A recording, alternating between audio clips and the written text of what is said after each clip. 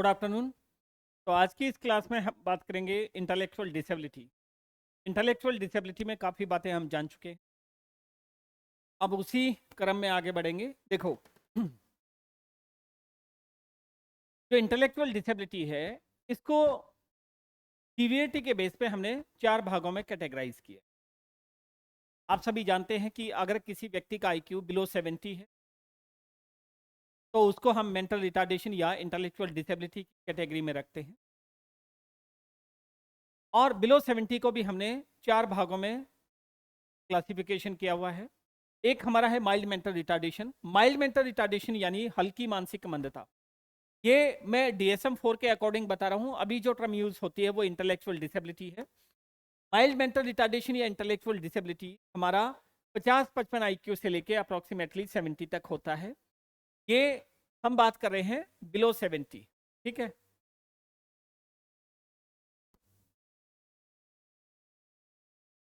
ठीक है, below 70। Below 70 में एक कैटेगरी हमारी कौन सी बनेगी? माइल्ड। माइल्ड यानी हल्की मानसिक मंदता। इसके बाद सीवियरिटी के बेस पे हम नीचे की तरफ आएंगे। मॉडरेट। मॉडरेट इंटेलेक्चुअल डिसेबिलिटी या मॉडरेट मेंटल रिटार्डेशन, ये हमारा 35-40 से लेके और 50-55 IQ तक है। इसके पश्चात हमारा यहाँ सीवियर मेंटल रिटार्डेशन 20-25 IQ से लेके और 35 से 40 IQ के बीच में है। अब इसमें यहाँ इसको एब्सोल्यूट टर्म में कभी नहीं दर्शाया जाता। एब्सोल्यूट नहीं करना है कि यहाँ 55 मीन्स 55 है, 56 होने पे कुछ और रिजल्ट है, 54 होने पे कुछ है। नहीं, यहाँ एब्सोल्यूट टर्म में यूज नहीं करना है। इसको अप्रोक्सीमेटली हम इसको काउंट करते हैं। अप्रोक्स इतना होना चाहिए। अब यहाँ पर ये जो रेड कलर में आप देख रहे हैं ये कोड है। ठीक है, कोड यानी अगर जब आप DSM को पढ़ते हैं या ICD को पढ़ते हैं तो उसमें कोडिंग की जाती है। तो पर्टिकुलर जो भी डिसऑर्डर या डिसेबिलिटी है उसको एक कोड के रूप में लिखा जाता है। इससे प्रोफेशनल्स को समझने में आसानी रहती है कि वो किस डिसऑर्डर या डिसेबिलिटी से संबंधित केस है। आगे बात करते हैं सीवियर मेंटल रिटार्डेशन। सीवियर हमारा 20-25 से लेके और 35 to 40। इसके बाद लास्ट में हमारा बनता है प्रोफाउंड मेंटल रिटार्डेशन। प्रोफाउंड होता है बिलो 25 या 20, 20-25 से नीचे जो हमारा IQ आता है वो प्रोफाउंड में है। तो इसको यदि हम देखें तो नॉर्मल प्रोबेबिलिटी कर्व पे इस तरह से हम इसको रिप्रेजेंट कर सकते हैं। मान लो ये बिलो 70 है, सॉरी, ये मान लो बिलो 70 है इस तरह से। तो यहां पर आप देखेंगे ये माइल्ड है, ये मॉडरेट है, ये सीवियर है और ये प्रोफाउंड है। ठीक, इस तरह से इनको दर्शाया जाता है। और इनकी संख्या यानी माइल्ड की संख्या प्रोफाउंड के कंपैरिजन या माइल्ड मॉडरेट सीवियर के कंपैरिजन में ज्यादा है। अब माइल्ड की ज्यादा है, मॉडरेट की उससे कम है, सीवियर की उससे कम है और प्रोफाउंड की उससे कम है। आगे हम बात करते हैं हिंदी में। आप देख सकते हैं कि बौद्धिक हानि के स्तर को दर्शाने के लिए यहाँ उसको गंभीरता की डिग्री पर आधारित कोड के साथ दर्शाया गया है। हल्की मानसिक मंदता हमारी 50-55 से लेके 70 है। मध्यम हमारी वही है 30-35 से लेके और 50-55 तक। फिर आगे बात करें गंभीर मानसिक मंदता, ये हमारी चलती है 20-25 से लेके 35-40। और गहन या हम कहें अति गंभीर, इसकी जगह एक और टर्म यूज कर सकते हैं हम, वो क्या है? अति गंभीर मानसिक मंदता, वो हमारी चलती है बिलो 25 या 20। अब आगे हम बात करते हैं इसकी। देखो, ये जो हमारी mild moderate severe profound category हैं, इनको हम यदि ग्राफ के द्वारा दर्शाएं तो इस तरह से इनको दर्शाया जा सकता है। और इसमें सबसे ज्यादा जो हमारी सबसे ज्यादा पॉपुलेशन है वो किसकी मिलेगी? माइल्ड की। माइल्ड मेंटल रिटार्डेशन के बाद सेकंड मॉडरेट, फिर थर्ड हमारा सीवियर और फोर्थ कौन सा है? प्रोफाउंड है। यहाँ पे percentage of mentality impaired population है, ये परसेंटेज पॉपुलेशन है। यहाँ पर आप देख सकते हैं ये 10% को, 20-40 और यहाँ पर ये 90% को दर्शाता है। ये वाला आप देख रहे हैं ना, ये वाली लाइन, ये 90% पॉपुलेशन को दर्शाती है। तो लगभग हम कह सकते हैं कि ये वाला हमारा क्राइटेरिया है। लगभग 85% हमारी माइल्ड मेंटल रिटार्डेशन वाली पॉपुलेशन है, या माइल्ड इंटेलेक्चुअल डिसेबिलिटी। और फिर यहां पर हम बात करें, ये हमारा 10 को दर्शाता है, ये कितना? 10 को दर्शाता है। तो लगभग 10% हमारी पॉपुलेशन क्या है? मॉडरेट मेंटल रिटार्डेशन है। और ये हमारा 5 की या 5 से भी कम को दर्शाता है, और ये हमारा 2-3 से भी कम को दर्शाता है। तो इस तरह से हम यहां पर इनको जान सकते हैं। चलिए देखते हैं कि कितने परसेंट केसेस हैं और इन बच्चों का कितना इंटेलेक्चुअल डेवलपमेंट होगा, क्या कुछ इसमें होगा मनीला। हल्की बौद्धिक असक्षमता, हल्की यानी माइल्ड, यहां इसको क्या बोल सकते हैं, माइल्ड। माइल्ड मेंटल रिटार्डेशन में लगभग 85% बौद्धिक असक्षमता इंटेलेक्चुअल डिसेबिलिटी वाले लोग इस श्रेणी में आते हैं। ये लोग शिक्षा प्राप्त कर सकते हैं और वयस्क होने पर उनकी बौद्धिक क्षमता सामान्यतः 8 से 11 वर्ष के, यानी अगर मान लो हम बात करें जो हमारा माइल्ड मेंटल डेवलपमेंट है, माइल्ड इंटेलेक्चुअल लेवल है, माइल्ड इंटेलेक्चुअल डिसेबिलिटी है, उसमें किसी भी बच्चे को हम ये कह सकते हैं कि वो शिक्षा तो प्राप्त कर लेगा, लेकिन उसकी जो इंटेलेक्चुअल एबिलिटी है, इंटेलेक्चुअल एबिलिटी कितनी, 8 से 11 साल के बच्चे जितनी ही हो पाएगी।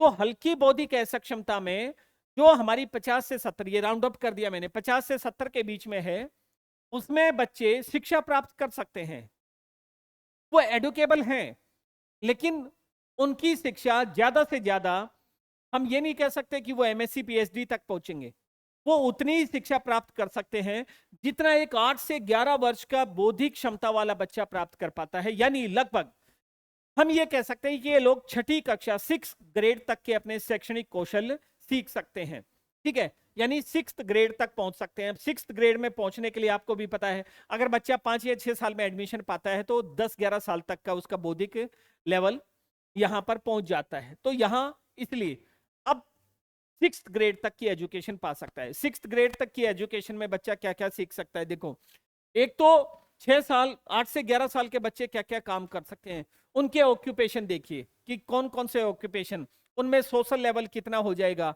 उनका इमोशनल लेवल क्या होगा, उनका इंटेलेक्चुअल लेवल क्या होगा, ये सारी चीजें आपको ध्यान रखनी है 8 से 11 साल के बच्चे की। तो इन बच्चों का डेवलपमेंट, लेकिन दूसरी चीज ये ध्यान रखनी है कि ये 8 से 11 साल का बच्चा, जैसे मान लो ये ए बच्चा हमारा क्या है, नॉर्मल है, और जो हमारा बी बच्चा है ये इंटेलेक्चुअल डिसेबल है। तो इस बच्चे के जन्म के बाद ऐसा नहीं सोचना है कि 11 साल तक तो दोनों बराबर चलेंगे, इसके बाद इनमें चेंज आएंगे, नहीं। ये बच्चा अपना नॉर्मल डेवलपमेंट को 8 से 11 में प्राप्त कर लेगा, लेकिन ये यहां बहुत धीमी गति से चलेगा और इसको पहुंचने में यहां 20 साल, 22 साल, 25 साल भी लग सकते हैं, ठीक है। ऐसा नहीं है कि दोनों यहां तक बराबर चलेंगे, उनमें डिफरेंस आ जाएगा, नहीं। यहां पर जैसे ये चलना, ये बोलना 1 साल में सीखता है, ये 2 साल में सीख पा रहा है, यहां पर ये पढ़ाई लिखाई जो है वो 3-4 साल में सीख रहा है, तो यहां पर ये 7 साल में सीख पा रहा है। तो इस तरह से डिले डेवलपमेंट भी इनमें देखा जाएगा। नेक्स्ट हम बात करते हैं mild mental retardation. Approximately 85% of population who are mentally retarded are classified in the mild range. तो 85%, ये आपसे क्वेश्चन पूछा जा सकता है, 85% हमारी इस रेंज में आती है। And people in this group are considered educable, यानी ये शिक्षा इनको दी जा सकती है। And their intellectual level as adult are comparable to those of average 8 to 11 years old children.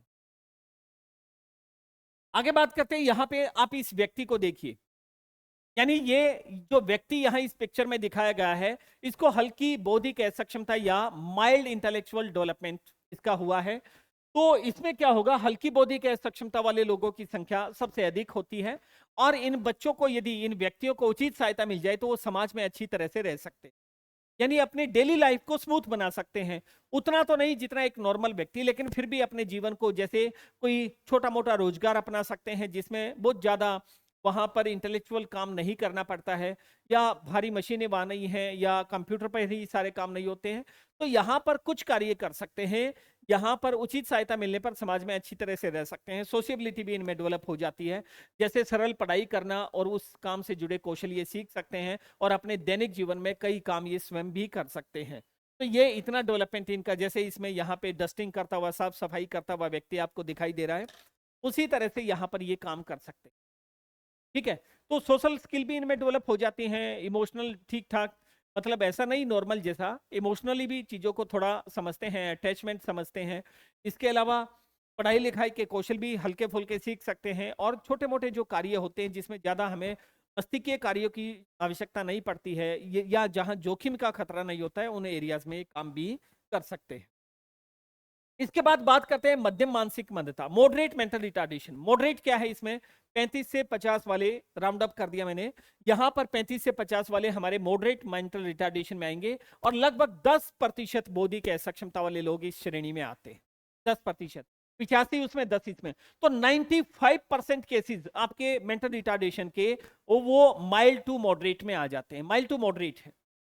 इन्हें प्रशिक्षण दिया जा सकता है, दीज आर ट्रेनेबल, इनको ट्रेनिंग दी जा सकती है किस चीज की, जैसे खाना बनाना है, सफाई करनी है, या नियमित कार्य सिखाए जा सकते हैं जो उनकी डेली लाइफ में जरूरत पड़ती है, लाइक टॉयलेट ट्रेनिंग दी जा सकती है, या ईटिंग के बारे में, या और कोई घर के साफ सफाई के बारे में, या हाउस होल्ड या हाउस कीपिंग में इनकी मदद ली जा सकती है।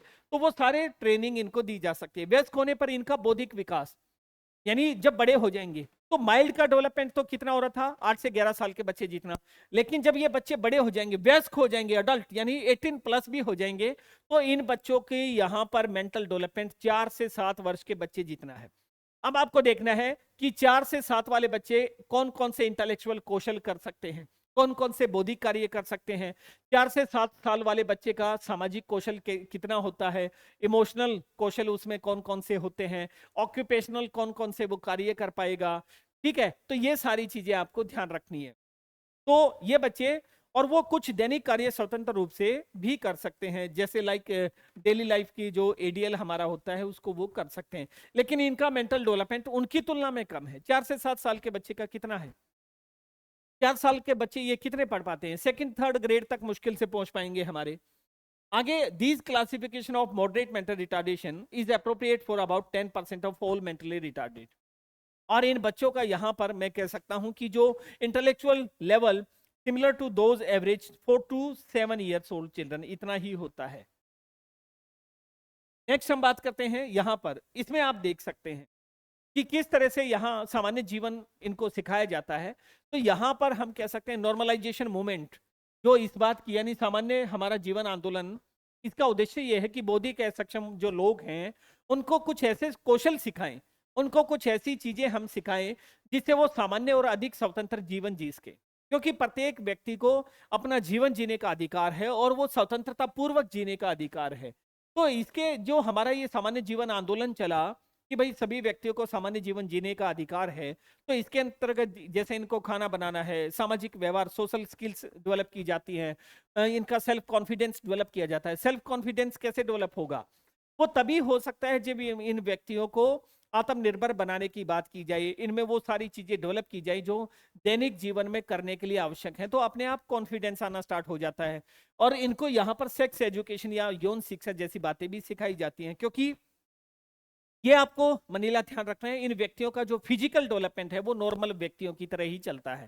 तो नॉर्मल व्यक्तियों की तरह चलता है तो इनकी जो फिजिकल डिमांड्स होती हैं या अफेक्शन वाली डिमांड होती हैं वो नॉर्मल रहती है। अब इसके बाद हम बात करते हैं working for money, independence and self respect. यहां पर जो हम काम करने की सलाह दे रहे हैं, भाई एक देखो हमारा पीडब्ल्यूडी एक्ट था, वेलफेयर मॉडल था, या उससे पहले हम क्या करते थे, इन व्यक्तियों को, अभी भी बहुत सारे व्यक्ति आते हैं कि जी हमारी तो एक संतान है या 2 संतानें हैं, इनको आराम से बैठा के खिला सकते हैं, हमें कहीं बाहर नहीं भेजना है, हमें कुछ काम वाम नहीं सिखाना है, इनको हम अपने आप कर सकते हैं, इतना पैसा हमने जोड़ रखा है। तो ऐसा नहीं है, हमें प्रत्येक व्यक्ति में उसकी इंडिपेंडेंस के महत्व को समझना है, उसकी सेल्फ रिस्पेक्ट को समझना है, वहां मनी के महत्व को समझना है। देखिए प्रत्येक व्यक्ति इस समाज में अपना कंट्रीब्यूशन दे रहा है, और वो जिस लेवल की इंटेलेक्चुअल लेवल रखता है, फिजिकल स्ट्रेंथ रखता है, सोशल स्ट्रेंथ रखता है, इकोनॉमिक स्ट्रेंथ रखता है, उसी तरह का कंट्रीब्यूशन दे। अब मेरे पास मान लो मेरे पास पैसा नहीं था, मान लो एक एग्जांपल ले रहे हैं, तो मैंने जो भी मेरे में लाइक पढ़ाने लिखाने की क्षमता थी तो मैंने उस तरह से सोसाइटी को कंट्रीब्यूट करना स्टार्ट कर दी, ठीक है, मैंने उस तरीके से वहां कंट्रीब्यूट करना स्टार्ट कर दिया। अब मान लीजिए किसी में अच्छी वेल्थ है, किसी के पास इकोनॉमिक पावर अच्छी है, तो उसने सोसाइटी को वहां वो डोनेट करके वहां उसकी हेल्प कर दी। किसी में फिजिकल स्ट्रेंथ अच्छी थी तो उसने और कोई अन्य कार्य करके उसमें कर दिया। तो उसी तरह से यहाँ ध्यान रखना है कि यहाँ ये एक 28 वर्ष का बौद्धिक सक्षम व्यक्ति है जो कैफे में वेटर का काम करता है। इससे ये हमें प्रेरणा मिलती है, ये दर्शाता है कि ठीक इनको अपॉर्चुनिटी मिले और प्रशिक्षण मिले तो यहाँ ये लोग भी काम करके अपने स्वतंत्र जीवन को जी सकते।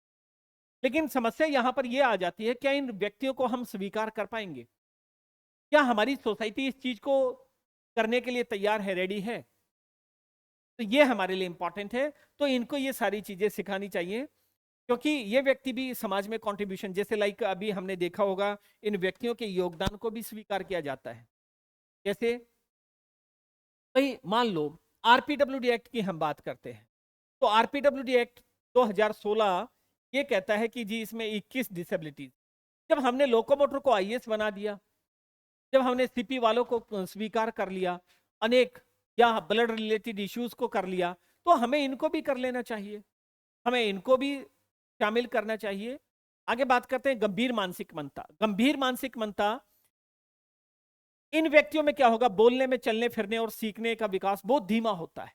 यानी इनका ये मान लो और माइल्ड के कंपैरिजन में भी ज्यादा समय लगता है। इनमें शारीरिक और इंद्रिय संबंधी समस्याएं भी हो सकती हैं, यानी फिजिकल डिफॉर्मिटी भी कई बार मिलती है, और इनके सेंस ऑर्गन इतने इफेक्टिव नहीं होते हैं। ये व्यक्तिगत सफाई और कुछ सरल दैनिक कार्य सीख सकते, यानी हम कह सकते हैं सेल्फ हाइजीन या पर्सनल हाइजीन को सीख सकते हैं, या कुछ छोटे मोटे देखभाल के लिए यहाँ पर छोटे मोटे सफाई वाले कार्य सीख सकते हैं, लाइक डेली लाइफ के जो भी कार्य होते हैं, या अगर इनको ठीक से मॉनिटर किया जाए, ठीक से इंस्ट्रक्शन दी जाए, तो छोटे मोटे कार्य भी ये कर सकते हैं, लाइक पैकिंग का है, पेपर फोल्डिंग का है, इस तरह की चीज। लेकिन यहाँ देखभाल के लिए ये दूसरों पर निर्भर रहते हैं, उचित प्रशिक्षण मिलने पर ही वो निगरानी में कुछ सरल कार्य कर सकते हैं, तो ये आपको ध्यान रखना है। तो ये हमारे कौन से हैं, ये हमारे आ जाते हैं सीवियर मेंटल रिटार्डेशन में। सीवियर मेंटल रिटार्डेशन 20 से 35 आईक्यू को दर्शाता है, और इसमें हम देख सकते हैं कि सीवियरली रिटार्डेड व्यक्तियों में कुछ सेंसरी डिफेक्ट और फिजिकल डिफेक्ट भी देखे जा सकते हैं, और यदि इनको अच्छे से मॉनिटर किया जाए तो सिंपल ऑक्यूपेशन भी ये कर सकते हैं। अब इसके बाद बात करते हैं अति गंभीर मानसिक मंदता। अति गंभीर मानसिक यानी प्रोफाउंड लेवल की। प्रोफाउंड व्यक्ति होते हैं, इनका आईक्यू 20 से कम माना जाता है, और ऐसे व्यक्ति कस्टोडियल होते हैं, यानी इनको देखरेख में ही रखा जाता है।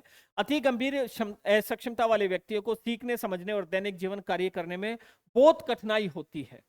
वो बहुत सरल कार्य ही कर पाते हैं, और उनकी बौद्धिक क्षमता बहुत अधिक प्रभावित होती है, इसलिए जीवन भर ये दूसरों की देखभाल और सहायता की आवश्यकता की नीड इनको रहती है, या वो करनी पड़ती है। ठीक है, तो यहां पर ये उतने ज्यादा नहीं करते हैं, दूसरों पर डिपेंड रहते हैं। Most individual with profound mental retardation are severely deficient in adaptive behavior and unable to master any but the simple task. ठीक है, and these are custodial, यानी these individuals must remain in custodial care all their lives. अब बात करते हैं इनकी normal needs की। Normal needs ये जानना जरूरी है। देखो, लोगों की भावनात्मक और शारीरिक जरूरतें सामान्य होती हैं। ये जो हमारे इवन इंटेलेक्चुअल डिसेबल की बात करें, हम रिटार्डेड की बात करें, तो इनकी जो भावनात्मक और शारीरिक जरूरतें हैं सामान्य है। कई लोग, जैसे ये इस जोड़े को आप देख लीजिए, एक दूसरे के प्रति प्यार, लगाव और नजदीकी को अच्छी तरह से व्यक्त कर सकते हैं, तो इनकी भी अपनी डिमांड होती है, तो ये चीज हमें ध्यान रखनी है। अभी यहाँ पर अच्छा एक चीज और है इसमें, मैं एक आपको जीवंत एक किस्सा बताऊं। मैं जब डिसेबल बच्चों के साथ काम करता था, तो उसमें एक बच्चा था जो मॉडरेट इंटेलेक्चुअल डेवलपमेंट से था, और वहीं पे हियरिंग इंपेयरमेंट वाली एक लड़की थी जिसका आईक्यू नॉर्मल था। अब वहां पे जब वो बड़े हो रहे थे, तो वो लड़का उसकी तरफ अट्रैक्ट था, तो यानी उसकी डिमांड्स जो हैं वो बायोलॉजिकल डिमांड्स क्या हैं, नॉर्मल है, लेकिन वो उसको बिल्कुल पसंद नहीं करती थी, वो उसको कम दिमाग वाला मानती थी, और अपनी साइन लैंग्वेज में ऐसा समझाने की कोशिश भी करती थी। अब ये सारी चीजें हमें पता होनी चाहिए कि हमें उन दोनों बच्चों को किस तरह से समाज में फिट करना है, किस तरह से वहां उनको समझाना है, किस तरह से वहां उनके रोल एंड रिस्पॉन्सिबिलिटी है। ठीक, आगे अब बात करते हैं हम यहाँ पे स्पेशल ओलंपिक। हमारे 3 तरह के ओलंपिक चलते हैं, समर ओलंपिक है, विंटर ओलंपिक है, पैरा ओलंपिक है। इसके अलावा एक और ओलंपिक हमारा इसमें शामिल होता है जिसको बोलते हैं स्पेशल ओलंपिक। ये स्पेशल ओलंपिक हमारे पैरा ओलंपिक से अलग है। इसमें यहाँ पर हम दिव्यांग बच्चों को शामिल करते हैं, और स्पेशल ओलंपिक्स बौद्धिक दिव्यांग यानी मानसिक मंद और अन्य दिव्यांग बच्चों को अपनी क्षमताएं दिखाने या नई चीजों को सीखने और आत्मविश्वास बढ़ाने के लिए यहाँ पर करवाया जाता है, तो ये स्पेशल ओलंपिक है। ठीक है, तो ये उनमें कॉन्फिडेंस को डेवलप कर सके। आगे बात करते हैं इसके प्रसार की, इसकी रेंज की हम बात करते हैं, प्रेवलेंस की बात करते हैं। तो overall population prevalence of approximately 10 पर 1000, यानी 1000 पर 10 बच्चों को इस तरह की समस्या होने की संभावना रहती है। अगर मान लो सामान्य 1000 बच्चे जन्मे हैं, तो उसमें 10 को ऐसा हो सकता है। तो बौद्धिक असक्षमता लगभग 1000 लोगों में 10 लोगों में देखी जाती है। ये मध्यम आय वाले देशों में ज्यादा हो सकते हैं, मध्यम आय वाले, क्योंकि रिसोर्सिस का भी काफी महत्व है। जैसे मेडिकल फैसिलिटी की हम बात करते हैं, स्टिमुलेटिंग एनवायरनमेंट की, या उसके बाद जो न्यूट्रिशन है, 3 चीजें मैंने यहाँ पे काउंट की, न्यूट्रिशन अच्छा होना, मेडिकल फैसिलिटी अच्छा होना और स्टिमुलेटिंग एनवायरनमेंट होना, या उसकी नरिशमेंट अच्छे से होना। ये 3 ऐसे कारण हैं, अगर ये सही से बच्चे को मिल जाते हैं तो वहां ये रिटार्डेशन कम हो जाती है, 9 प्रति हजार। और यदि मान लो ये तीनों चीज खराब है तो 16 प्रति हजार भी हो सकते हैं, यानी औसत निकालें तो लगभग 1000 बच्चों पे 10 को ये हो सकता है। अब आगे बात करते हैं, यहाँ ये समस्या बच्चों और युवाओं में बड़ी तुलना में अधिक होती है। अमेरिका में सभी जातियों और समुदायों में लगभग समान रूप से। अब इससे एक बात तो समझ आ जाती है कि रिटार्डेशन जो है वो कल्चरल स्पेसिफिक नहीं है, वो रिलीजन स्पेसिफिक नहीं है। ऐसा नहीं है कि पर्टिकुलर रिलीजन में ही रिटार्डेड मिलेंगे, या ऐसा भी नहीं है कि पर्टिकुलर किसी कंट्री में ही इस तरह की चीजें होती हैं। अब प्रेवलेंस के बाद हम बात करते हैं sex and gender related diagnostic issue. तो यहाँ पर sex and gender related diagnostic issues में जब हम बात करते हैं तो हमें ये पता होना चाहिए कि लड़कों में यानी मेल में ज्यादा है, फीमेल में ज्यादा है, या कितना यहाँ पर इनकी प्रोबेबिलिटी रहती है, रेशो क्या बनता है। आइए, तो लड़कों में बौद्धिक ऐसा क्षमता लड़कियों की तुलना में ज्यादा पाई जाती है, यानी लड़कों में जो इंटेलेक्चुअल डिसेबिलिटी है लड़कियों की तुलना में ज्यादा पाई जाती है। हल्के मामलों में लगभग यहाँ हम ये कह सकते हैं कि 8 लड़के हैं और 5 लड़कियां। हल्के मामले, यानी हल्के मामले कौन से, हमारे जो माइल्ड वाले हैं। लेकिन अलग अलग अध्ययनों पे, ओ सॉरी, यानी 8 लड़कों पे 5 लड़कियां मिलेंगी। आगे बात करें इसमें, और गंभीर मामलों में यहां पर हम ये कह सकते हैं कि 6 लड़कों पर 5 लड़कियां मिलेंगी। ठीक है, अब आगे यानी गंभीरता जैसे जैसे बढ़ती है तो लड़कियां भी वहां मिल सकती आगे। लेकिन अलग अलग अध्ययनों में यह अनुपात बदल भी सकता है। इसका कारण यहाँ कुछ जेनेटिक अनुवांशिक बातें हो सकती हैं, और यह भी कि लड़के दिमागी चोट या नुकसान के प्रति थोड़ा ज्यादा संवेदनशील हो सकते हैं। अब आगे हम बात करेंगे कोमॉर्बिडिटी। कोमॉर्बिडिटी यानी अक्सर इसके साथ और कौन कौन सी चीजें हो सकती हैं। ठीक है, यानी इसके साथ साथ और कौन कौन सी चीजें अटैच होके आ सकती हैं जिसको हमें ध्यान रखना चाहिए। तो यहाँ पर सह रोग जिसको बोल सकते हैं, कोमॉर्बिडिटी को हम बोल सकते हैं सह रोग, इसके साथ होने वाले, लाइक एडीएसडी। अगर कोई बच्चा इंटेलेक्चुअल डिसेबिलिटी है तो वहां पर हो सकता है कि उसमें एडीएसडी भी आ जाए, attention deficient hyper active disorder, या डिप्रेसिव और एंड बाइपोलर डिसऑर्डर। तो डिप्रेसिव या बाइपोलर डिसऑर्डर भी आ सकता है। डिप्रेसिव डिसऑर्डर में सिर्फ यहाँ डिप्रेशन देखा जाता है, जबकि बाइपोलर में यहाँ डिप्रेशन और मेनिया दोनों को यहाँ देखा जाता है। एक ही व्यक्ति में कभी डिप्रेसिव फेज है तो कभी मेनिक फेज है, तो वो बाइपोलर हमारा कहलाता है। इसमें 2 पोल हैं, एक पोल पे यहाँ डिप्रेशन है और दूसरे पोल पे यहाँ मेनिया है। तो हमें ये वाला बैलेंस मेंटेन करना होता है। आगे बात करें एंजाइटी डिसऑर्डर, यानी चिंता विकार देखा जा सकता है। एंजाइटी डिसऑर्डर के बाद autism spectrum disorder, stereotypic movement disorder with self injurious behaviour, sorry, और without self injurious behaviour. Impulse control disorder, यानी अपने इंपल्स को ठीक से कंट्रोल नहीं, मेजर न्यूरोकॉग्निटिव डिसऑर्डर है। या हम बात करें इसमें major depressive disorder, MDD. Major depressive disorder की शॉर्ट फॉर्म क्या है, एमडीडी हम यूज कर लेते हैं। तो ये कोमॉर्बिडिटी है। ऐसे बच्चों में डिप्रेशन देखा जा सकता है, बाइपोलर देखा जा सकता है, एडीएसडी, इंपल्स कंट्रोल डिसऑर्डर, ये सब देखे जा सकते हैं। ये इनको बोलते हैं सहरोग। तो ये सहरोग इनके साथ हो सकते हैं, किसके, बौद्धिक असक्षमता के साथ एक साथ ये पनप सकते हैं। अब बात करते हैं इसके बाद डाउन सिंड्रोम। देखो ये एक टाइप है, डाउन सिंड्रोम क्या है, मेंटल रिटार्डेशन की एक टाइप है। अब हम पढ़ रहे हैं मेंटल रिटार्डेशन, तो हमें ये भी पता होना चाहिए कि किन किन चीजों से या कौन कौन सी ऐसे टाइप हैं जो रिटार्डेशन को दर्शाती हैं। एक तो 70 डिग्री से कम IQ हमने मान लिया, इसके अलावा अब हम एक और टाइप यहाँ पे पढ़ रहे हैं, डाउन सिंड्रोम। हालांकि डाउन सिंड्रोम में IQ बच्चे का कम ही होगा, 70 से कम ही जाएगा, ठीक बात है। लेकिन ये डाउन सिंड्रोम इसको क्यों कहा, इसकी खास बात समझनी होगी। देखो हमारे में 23 पेयर्स होते हैं, 23 पेयर्स में से यदि हमारे शरीर में जो 21st क्रोमोसोम्स है उसके पेयर में गड़बड़ हो जाए और वहां पर एक एक्स्ट्रा कॉपी आ जाए, 2 की जगह 3 की कॉपी आ जाए, तो हम ये मानते हैं कि उस व्यक्ति को डाउन सिंड्रोम हो जाता है। सबसे पहले लैंगटन डाउन ने इस पे काम किया था 1866 में, फिर उन्होंने अपने नाम पे ही या उसके नाम पे ही इसको हम डाउन सिंड्रोम के नाम से जानते हैं। इसको मंगोलिज्म का नाम भी दिया जाता है। इसमें लोगों की जो फेशियल फीचर हैं वो मंगोल लोगों की तरह हो जाती है। ठीक है, मंगोल लोगों की तरह वो दिखते हैं, ये कैरेक्टरिस्टिक्स भी देखेंगे। तो डाउन सिंड्रोम एक जन्म से होने वाली अनुवांशिक यानी जेनेटिक कंडीशन है। रिटार्डेशन कई कारणों से हो सकती है, आफ्टर बर्थ भी हो सकती है, ड्यूरिंग बर्थ भी हो सकती है और वोम में भी हो सकती है, और जेनेटिक फैक्टर। तो डाउन सिंड्रोम जेनेटिक को दर्शाता है, जिसमें शरीर के 21वें क्रोमोसोम्स में 2 की जगह 3 कॉपी आ जाती है। यानी अमूमन जो पेयर बनना चाहिए था वो 2 का बनता है, इसमें 2 की जगह एक एक्स्ट्रा कॉपी आई है, 3 का बन जाता है। इससे सबसे पहले लैंगडन डाउन ने बताया ये बौद्धिक असक्षमता यानी सीखने और समझने की कठिनाई से जुड़ी एक जानी पहचानी स्थिति है, जिसमें व्यक्ति को मध्यम या गंभीर यहां पर रिटार्डेशन हो सकती है। यानी जब भी डाउन सिंड्रोम होगा या तो मॉडरेट लेवल या मॉडरेट के साथ साथ उसमें हम कह सकते हैं कि सीवियर वहां रिटार्डेशन देखी जा सकती है। अगर हम बात करें लगभग 10,000 लोगों में से 5.9 लोगों में ये पाई जाती है। डाउन सिंड्रोम यहां हम कह सकते हैं कि 3 chromosomes rather than the usual 2 in 21st pair. Langdon down 1866 में किया।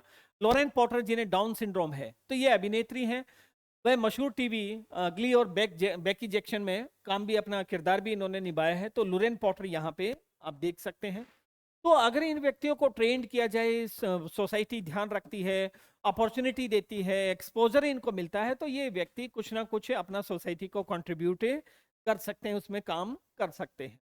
इन व्यक्तियों के शारीरिक लक्षण की बात करें हम कि शारीरिक लक्षण क्या हो सकते हैं इनके, तो जैसे आंखें बादाम जैसी हो जाती हैं, जैसे आलमंड शेप आई, आपने बादाम की गिरी देखी होगी, तो उस तरह की आंखें इनकी हो जाती हैं। और जो इनकी स्किन है, त्वचा है, वो थोड़ी मोटी हो सकती है।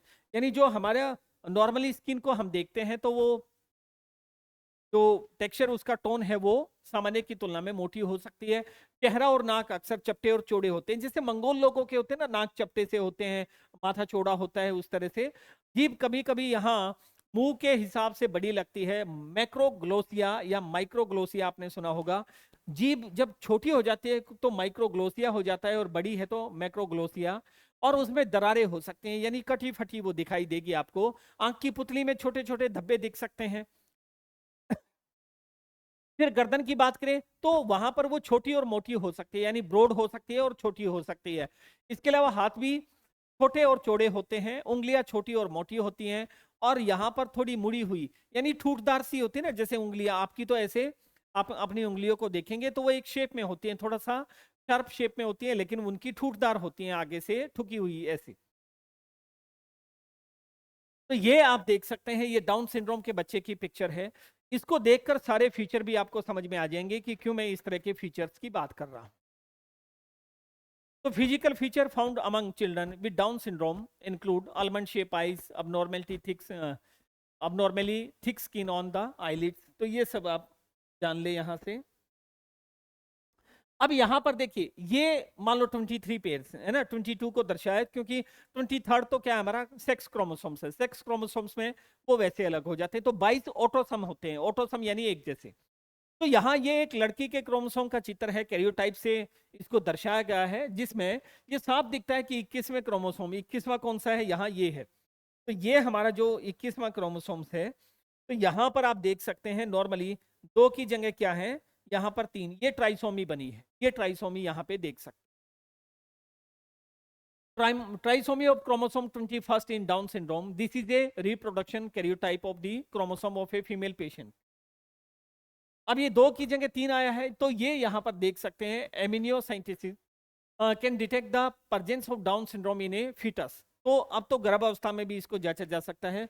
तो एमिनियोसेंथिसिस ये एक टेक्निक है, ये एक प्रोसीजर है, जिसके द्वारा यहाँ गर्भावस्था में जाना जा सकता है। Guided by ultrasound image the doctor withdrawals amniotic fluid for analysis. तो एमनियोटिक फ्लूइड लेता है वो गर्भ से और उसकी द्वारा उसकी जांच करता है। तो एमनियोसेंथिसिस एक टेस्ट है जिससे गर्भ में बच्चे के डाउन सिंड्रोम है या नहीं इसका पता लगाया जा सकता है। इसमें अल्ट्रासाउंड की मदद से डॉक्टर अल्ट्रासाउंड की मदद से वो पर्टिकुलर जगह से वहां से फ्लूइड ले लेगा, और फ्लूइड लेके वहां पे, क्योंकि ऐसे जाएगा बिना अल्ट्रासाउंड के तो वहां चोटिल हो सकता है बच्चा, तो अल्ट्रासाउंड की मदद से वो लेगा, यानी फ्लूइड ले लेगा और उसकी जांच कर लेगा। आगे बात करते हैं यहाँ पे। अब सबसे इंपॉर्टेंट बात है, यहाँ पे इन बच्चों को देख सकते हैं, और इन बच्चों को देखने के साथ यहाँ पे हम बात करेंगे कि आज पहले की तुलना में डाउन सिंड्रोम के प्रति यहाँ समझ भी बढ़ी है, यानी डाउन सिंड्रोम वाले ज्यादा वाले बच्चे जो हैं वो बड़े होकर वयस्क उम्र तक जी रहे हैं। पहले क्या, क्योंकि केयर कम थी, अब तो बहुत समझ आ गई है, बहुत नई नई चीजें, यहाँ मेडिकल साइंस ने भी तरक्की की है, सोसाइटी ने भी डेवलपमेंट किया है, इनके लिए मैनेजमेंट स्ट्रेटजी अपना रहे हैं। तो आज पहले की तुलना में डाउन सिंड्रोम वाले ज्यादा बच्चे बड़े होकर वयस्क उम्र तक जी रहे हैं, और वो अपने आप काम करना, लोगों से मिलना जुलना, छोटे हाथ के काम सीख सकते हैं। कई बार ऐसे बच्चों को सामान्य बच्चों के साथ भी पढ़ाई में शामिल किया जा सकता है। इन बच्चों में जगह और आकार समझने की क्षमता, स्पेशल समझ और आंख और हाथ का तालमेल ठीक रहता है, लेकिन उन्हें बोलने और भाषा समझने में कठिनाई होती है। तो यहाँ पर इनको बोलने में, लैंग्वेज को समझने में, एक्सप्रेस करने में और अंडरस्टैंड करने में तो प्रॉब्लम रहती है, लेकिन इसके अलावा यहाँ पर आई हैंड कोऑर्डिनेशन में ये ठीक ठाक मिलते हैं। विजुअल कोऑर्डिनेशन इन बच्चों का ठीक है, और चीजों के स्पेस रिलेटेड चीजों को समझने में भी कोई ज्यादा मुश्किलें नहीं आती। अब यहां पर हम बात करते हैं the increasing likelihood Down syndrome with maternal age. देखो, जैसे जैसे मैटरनल एज बढ़ती है, डाउन सिंड्रोम होने के चांसेस बढ़ जाते हैं। तो डाउन सिंड्रोम यहाँ इस तरह से ये हमारे एज को दर्शा रहा है, ठीक है। तो इसमें यदि मान लो 50s के बाद बच्चा होता है, 50 साल के बाद होता है, तो डाउन सिंड्रोम होने की संभावना यहाँ 90% के आसपास है। वहीं पे अगर मान लो, इसलिए देखो, अगर यहाँ पर हम बच्चे के जन्म की बात करते हैं, कोई अगर 25 साल 30 साल तक यदि हमारी संतानें उत्पन्न होती हैं, 35 साल तक होती हैं, तो डाउन सिंड्रोम की प्रोबेबिलिटी कम है। लेकिन इसके बाद जैसे जैसे आप 40 45 50 की तरफ बढ़ेंगे, तो ये प्रोबेबिलिटी, संभावना बढ़ जाती है, यानी बच्चे को डाउन सिंड्रोम होने के चांसेस ज्यादा रहेंगे, ठीक है, क्योंकि वहां वो क्रोमोसोम्स की एक्स्ट्रा कॉपी जा सकती है। अब आगे यहां पर क्वेश्चन है डाउन सिंड्रोम के लक्षण। ये क्वेश्चन आया है कि डाउन सिंड्रोम के लक्षण क्या हैं।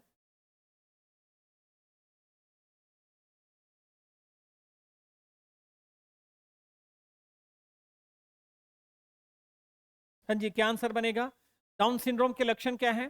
छोटी और चौड़ी गर्दन, छोटे आकार के कान, जीभ का प्रलंबन, ठीक है। तो यहां पर ये सभी होना चाहिए, ये तीनों इसके आंसर बनेंगे। इसके बाद बात करते हैं fetal alcohol syndrome. Fetal alcohol syndrome क्या है? ये तब होता है जब मां गर्भावस्था के दौरान शराब का सेवन करती है। तो एफएएस, फीटल एल्कोहल सिंड्रोम, ये भी जानना जरूरी है।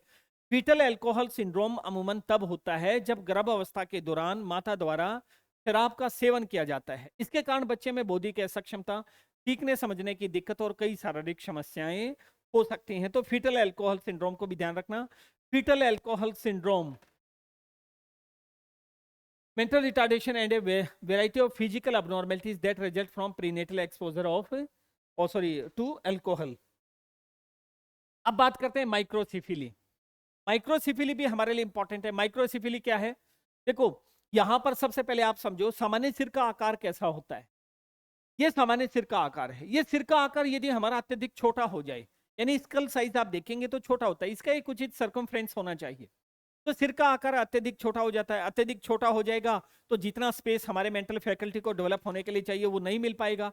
नहीं मिल पाएगा तो इसकी वजह से दिमाग का पूरा विकास नहीं हो पाएगा और हमारे बहुत सारे फंक्शन रिस्ट्रिक्टेड हो जाएंगे, यानी बाधित हो जाएंगे। इसको स्मॉल हेडेडनेस के नाम से भी जानते हैं। तो माइक्रोसिफिली क्या है? The term microcephaly mean small headedness. Microcephaly शब्द का अर्थ है छोटा सिर, और माइक्रोसिफिली में बच्चे का सिर सामान्य से छोटा होता है क्योंकि दिमाग सही तरीके से नहीं बढ़ पाता।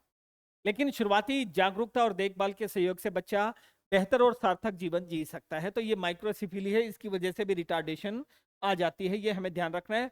माइक्रोसिफिली में बच्चे के सिर का आकार और दिमाग सामान्य से छोटा होता है, जिसकी वजह से सीखने और विकास में उसको कठिनाई हो सकती है। बच्चे का दिमाग सामान्य गति से बढ़ नहीं पाता और दिमाग की जो ब्रेन सेल्स हैं वो कम बनती है, कम बनती है या सही तरीके से विकसित नहीं होती, इसलिए दिमाग का आकार छोटा रह जाता है। और दिमाग छोटा होने के कारण बच्चे का सोचना, समझना, सीखना, बोलना, याद करना प्रभावित हो सकता है, ठीक है।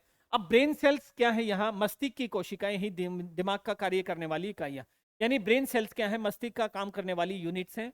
अगर ब्रेन सेल्स कम बनेंगी तो क्या होगा? सीखने की क्षमता कम हो जाएगी, याद करने में कठिनाई हो सकती है, बोलने में देरी हो सकती है, समझने सोचने की क्षमता प्रभावित हो सकती है और मोटर मूवमेंट भी बाधित हो सकती है। तो ब्रेन सेल्स का बहुत ज्यादा इंपॉर्टेंट काम है। तो ये आपका कारण क्या है, यानी माइक्रोसिफिली क्यों होता है? तो गर्भावस्था में कई बार माता को संक्रमण हो जाए, कोई बीमारी लग जाती है, कोई इन्फेक्शन हो जाता है, या बच्चे को पोषण पर्याप्त ना मिले तो भी हो सकता है, अनुवांशिक कारण भी हो सकते हैं, जीन्स की समस्या हो सकती है, शराब, नशीले पदार्थ या ड्रग्स का ज्यादा सेवन कर लिया जाए तो हो सकता है, या गर्भावस्था के दौरान दिमाग को नुकसान पहुंचाना, चोटिल हो जाना उसका, ये भी एक कारण बनता है।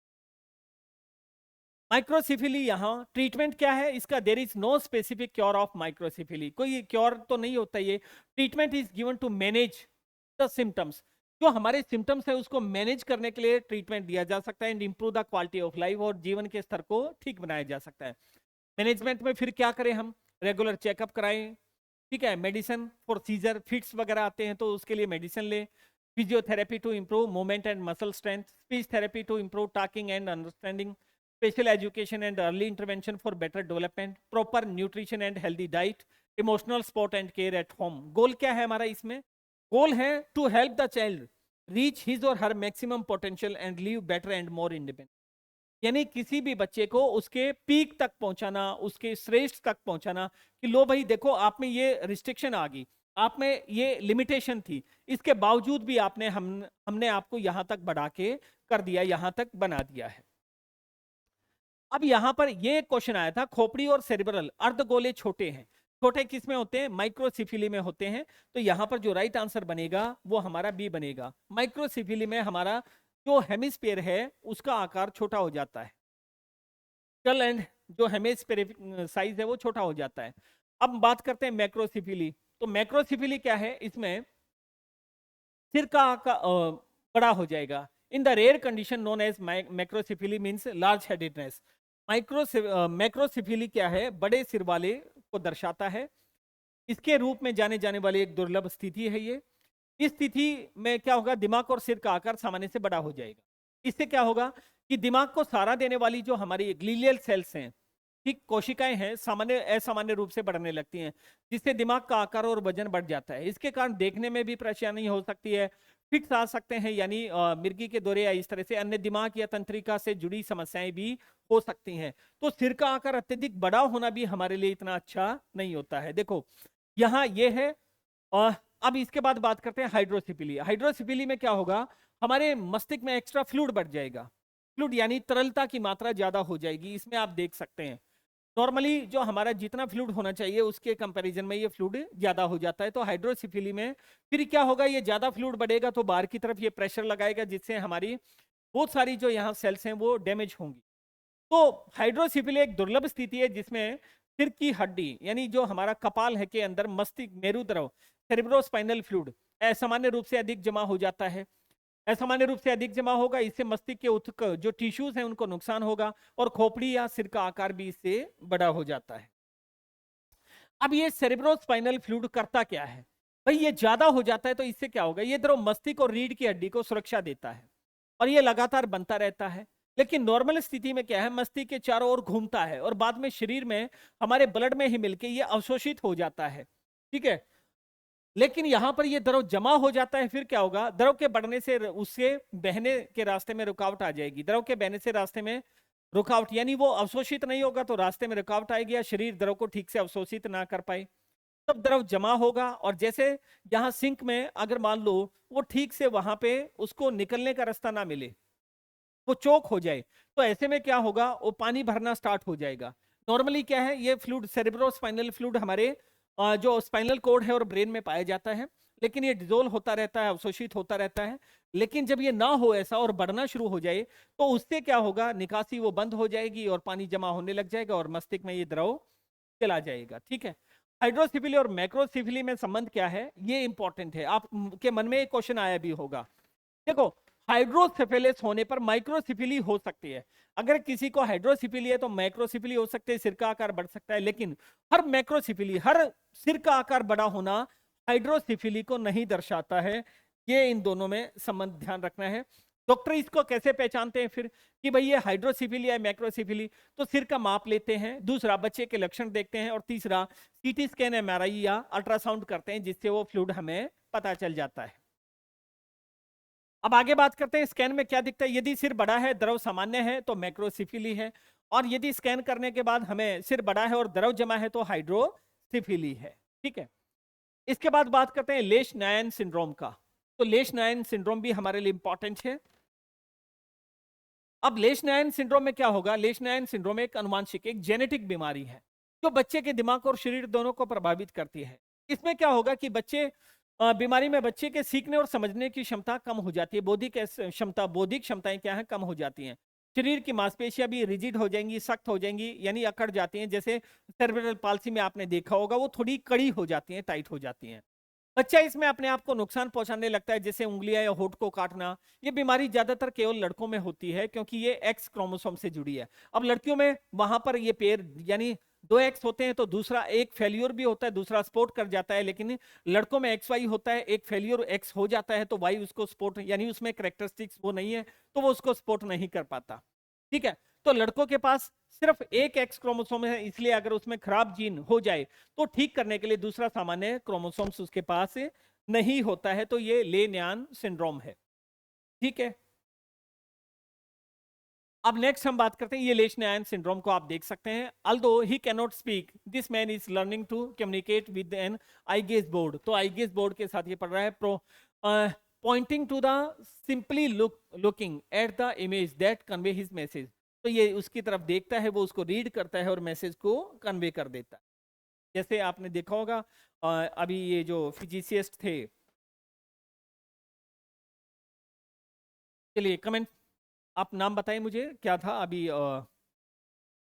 भौतिक शास्त्री थे जिनका अभी कुछ साल पहले ही निधन हुआ था, वो आरपीडब्ल्यूडी एक्ट से ही संबंधित व्यक्ति थे। Okay, casual factor in mental retardation. Mental retardation में कौन कौन से फैक्टर हो सकते हैं? देखो, एक तो जेनेटिक क्रोमोसोमल फैक्टर है, अनुवांशिक गुणसूत्रकार। ठीक है, तो अनुवांशिक हमारे कारण हो सकते हैं जो हमें प्रभावित कर देते हैं। इसके अलावा यहां पर हम बात करें इन्फेक्शन एंड टॉक्सिक एजेंट, ये भी हमें रिटार्डेशन की तरफ लेके जा सकते हैं। कोई ट्रोमा, कोई फिजिकल इंजरी हो जाती है, आयोनाइजिंग रेडिएशन, आयन से संबंधित कोई रेडिएशन अंदर चली जाती है, माल न्यूट्रिशन है, या और कोई इस तरह की समस्या है, माल न्यूट्रिशन हो जाए, अदर बायोलॉजिकल फैक्टर हैं, तो ये हमें ध्यान रखना है।